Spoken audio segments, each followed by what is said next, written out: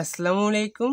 SSC 2025 পরীক্ষার্থীরা গণিত final suggestion. অনেকে গণিত নিয়ে টেনশন করে, গণিতে অনেক শিক্ষার্থী ফেল করে, তাই তোমাদের সতর্ক হওয়া প্রয়োজন। গণিত ভালো করে দিতে হবে পরীক্ষাটা, এবং খুবই সহজ সাজেশন আজকে আমরা দিয়ে দিব। কিভাবে পাস করবা, কিভাবে প্লাস পেতে পারবা, খুব গুরুত্বপূর্ণ ভিডিওটা আজকে, তাই কেউ না টেনে সম্পূর্ণ দেখবে। যারা এখনো চ্যানেলটি সাবস্ক্রাইব করনি, চ্যানেলটি সাবস্ক্রাইব করে পাশে থাকা বেল আইকনটি অন করে রাখবা। তারপরে তোমাদের কিছুক্ষণ পরে দেখবে সৃজনশীল সাজেশন চলে আসবে আমাদের চ্যানেলে। তারপরে তোমাদের পরিসংখ্যান থেকে খুব সহজে কিভাবে পাস করতে পারবা এসব বিষয়ে ভিডিও আসবে সামনে। তো দেখো, আমাদের কোশ্চেন হবে কত, 100 মার্কের যেহেতু পরীক্ষা হবে, আমাদের সিকিউ হচ্ছে সিকিউ সিকিউ হবে 70 মার্কের পরীক্ষা, এমসিকিউ হবে 30 মার্কের পরীক্ষা। পর থেকে এটা জানো, টোটাল 100 নম্বরের পরীক্ষা। তো সিকিউতে পাস করতে হলে তোমাকে 23 পেতে হবে, এমসিকিউতে 10 পেতে হবে, টোটাল 33 পেতে হবে। আলাদা করে পাস করতে হবে, এমসিকিউতে 10 এবং সিকিউতে তোমাদের 23 পেতে হবে। সিকিউতে কত পেতে হবে? 23 পেতে হবে। তো দেখো, তোমাদের 4টা বিভাগ থাকবে।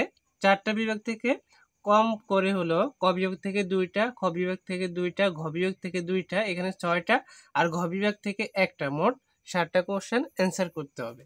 তো দেখো, ক বিভাগ, এখানে বীজগণিতীয় অংশেরই বীজগণিতীয় অংশ কি কি থাকবে? প্রথমে সেট অফ ফাংশন থাকবে, তারপরে বীজগাণিতিক রাশি, বীজগাণিতিক অনুপাত ও সমানুপাত, সসীম দ্বারা, এই 4টা অধ্যায় করবা। সূচক ও লগারিদম এগুলো বাদ দিতে পারো। এই 4টা অধ্যায় করলে মোটামুটি তোমরা এখান থেকে 2 সেট কোশ্চেন কমন পাবে, 2টা মোটামুটি কমন পাবে, আর ভাগ্য ভালো হলে 3টে কমন পেয়ে যেতে পারো। এক এক বোর্ডে এক এক রকম প্রশ্ন হবে, প্রশ্ন এক একটা রকম হবে। এই জন্য কি করতে হবে, তুমি সেট ও ফাংশন, বীজগাণিতিক রাশি, বীজগাণিতিক অনুপাত ও সমানুপাত, এটা ভালো করে করবা 11তম অধ্যায়। আর 13তম অধ্যায় সসীম ধারা। অনেক বোর্ডে কি করবা, সসীম ধারা থেকে দেয় না, দেখবা সসীম ধারা থেকে না দিয়ে কি করে তারা, বীজগাণিতিক অনুপাত ও সমানুপাত আর হচ্ছে তোমাদের এটা মিলে একটা দিতে পারে, অথবা বীজগাণিতিক অনুপাত ও সমানুপাত আর যে তোমাদের 12তম অধ্যায় আছে ওইখান থেকে একটা দিতে পারে, এমন করে তারা। হ্যাঁ, তো এই অধ্যায়গুলো বেশি গুরুত্বপূর্ণ ক বিভাগের জন্য। 4টা অধ্যায় প্রত্যেক বোর্ডের শিক্ষার্থীরা ভালো করে করবা, আশা করছি এখান থেকে তোমরা 2 সেট কোশ্চেন কমন পাবে। ঠিক আছে।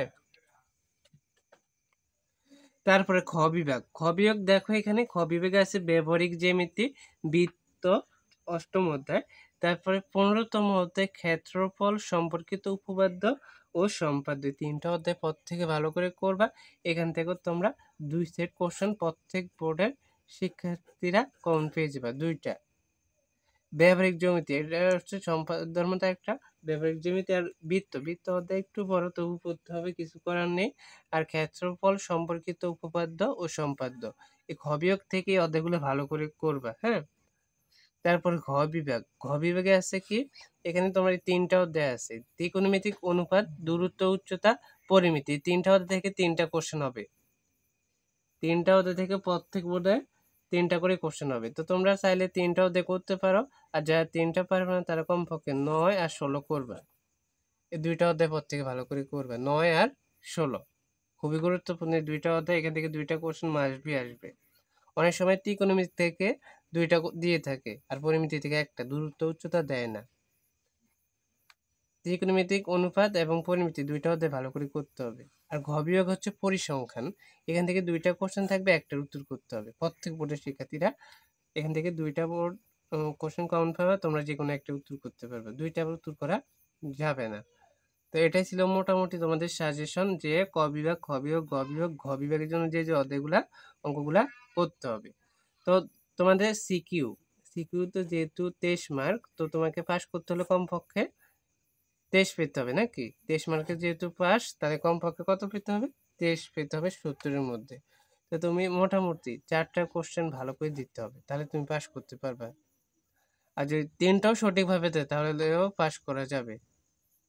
এই জন্য কি করবে, পরিসংখ্যান অধ্যায় মাসবি পদ থেকে ভালো করে করবা। পরিসংখ্যানে ক বিভাগে ক নাম্বার দিবে শ্রেণী মধ্যমান, তারপরে হচ্ছে মধ্যমান নির্ণয় করো, তারপরে প্রচুরক কাকে বলে এমন দিতে পারে। ক নাম্বার দিবে সংক্ষিপ্ত পদ্ধতিতে গড় নির্ণয় করো, ঘ নাম্বার দিবে আয়তলেখ অঙ্কন বা অজীব রেখা অঙ্কন, ঘনসংখ্যা বহুভুজ অঙ্কন, ক নাম্বার দিতে পারে মধ্যক নির্ণয় করো, প্রচুরক নির্ণয় করো, এমন দিবে, এমন টাইপের অঙ্ক 2টা আসবে। তো তোমরা পারবা। আমরা যে সংক্ষিপ্ত পদ্ধতিতে গড়, তারপর মধ্যক নির্ণয়, প্রচুরক নির্ণয়, আয়তলেখা অঙ্কন, অজীব রেখা, গণসংখ্যা, বহুভুজ এমন আলাদা করে ভিডিও দিব। হ্যাঁ, কিছুক্ষণ পরে দেখবে আপলোড হবে, তাই পর থেকে চ্যানেলটি সাবস্ক্রাইব করে রাখবে। আলাদা করে প্রত্যেক বোর্ডের শিক্ষার্থীরা পেয়ে যাবে। ওই অঙ্কগুলো করলে পরিসংখ্যানে 10 পেয়ে যাবে। এখান থেকে মোটামুটি একটা তোমরা দিতে পারবা প্রত্যেক বোর্ডের শিক্ষার্থীরা। আর হচ্ছে ক বিভাগ সেট ও ফাংশন, এটা পর থেকে ভালো করে করবা, তাহলে এখান থেকে একটা কোশ্চেন দিতে পারবা। তাহলে একটা দুইটা হয়েছে নাকি। ঘ বিভাগ ত্রিকোণমিতিক অনুপাত বা পরিমিতি, যে কোনো একটা অধ্যায় ভালো করে করলে এখান থেকে একটা দেওয়া যাবে, তিনটা হয়ে গেল। আর একটা এই তিনটা দিলে যদি সঠিকভাবে দিতে পারো তাহলে তো 30 মার্ক তুমি পাস করবা। আর যদি তোমরা ব্যবহারিক জ্যামিতি এখান থেকে একটা দিতে পারো তাহলে 4টা হয়ে যাবে, তুমি আর ফেল করবে না, প্রত্যেক শিক্ষার্থীরা পাস করতে পারবে 4টা কোশ্চেন যদি ভালো করে দিতে পারে। হ্যাঁ, এই 4টা দিলে তুমি 40 মার্ক, 40-এর মধ্যে কি 23 পাওয়া যাবে না? সঠিকভাবে দিলে 40-এ পাওয়া যাবে। অঙ্ক তো গোটা গোটা নাম্বার দিয়ে দিবে তোমাদের, এখানে হাতের লেখার জন্য নাম্বার কোনো কাটা যাবে না। এই জন্য কি করতে হবে, আমরা যে সাজেশনগুলো দিয়েছি ওইগুলো ভালো করে প্র্যাকটিস করতে হবে। এমসিকিউর জন্য কি করবে, এবার এমসিকিউ নিয়ে কথা বলতে হবে। এমসিকিউতে অনেক শিক্ষার্থী ফেল করবে, অনেক শিক্ষার্থী, যেহেতু 10 পেতে হবে 30-এর মধ্যে। এমসিকিউ কয়েকটা থাকবে গণিত টাইপের, গণিত করতে হবে। আর একটা হচ্ছে জ্যামিতি কয়েকটা থাকবে, পরিসংখ্যান থেকে 2-একটা দেয়, করতে হবে তোমাদের অঙ্কগুলা। এমসিকিউ টাইপ প্রতিটি অধ্যায় থেকে, প্রত্যেক অধ্যায় থেকে আমরা ভিডিও দিব। কয়েকটা অধ্যায় থেকে দিয়েছি, পরিসংখ্যান থেকে যা দেখনি অবশ্যই দেখবা। ওইগুলো করলে তোমরা ওই টাইপগুলো করলে এমসিকিউ পেরে যাবে প্রত্যেক বোর্ডের শিক্ষার্থীরা। এখানে ধরা খায়, অনেক শিক্ষার্থী এখানে ধরা খায় যে এমসিকিউতে 10 পায় না, 9 পায়, 8 পায়, তখন তুমি পুরা ফেল।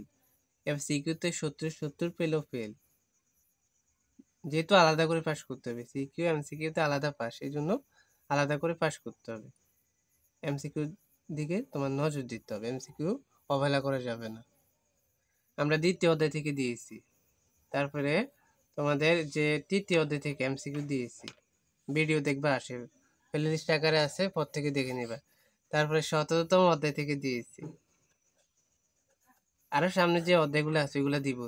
ত্রিকোণমিতি থেকে দিব, পরিমিতি, তারপর হচ্ছে তোমাদের যে সসীম দ্বারা এখান থেকেও দিব। এগুলো তোমরা 1 সেকেন্ডে করতে পারো, 2-3 সেকেন্ডে, ক্যালকুলেটর ব্যবহার করে, ক্যালকুলেটর ব্যবহার না করে ভিডিও আসবে সামনে। তাই আবারও বলতেছি, প্রত্যেকে চ্যানেলটি সাবস্ক্রাইব করে রাখো। গণিত নিয়ে কোনো টেনশন করা যাবে না, আমরা যে সাজেশনগুলো দিতেছি ওইগুলো ভালো করে করো।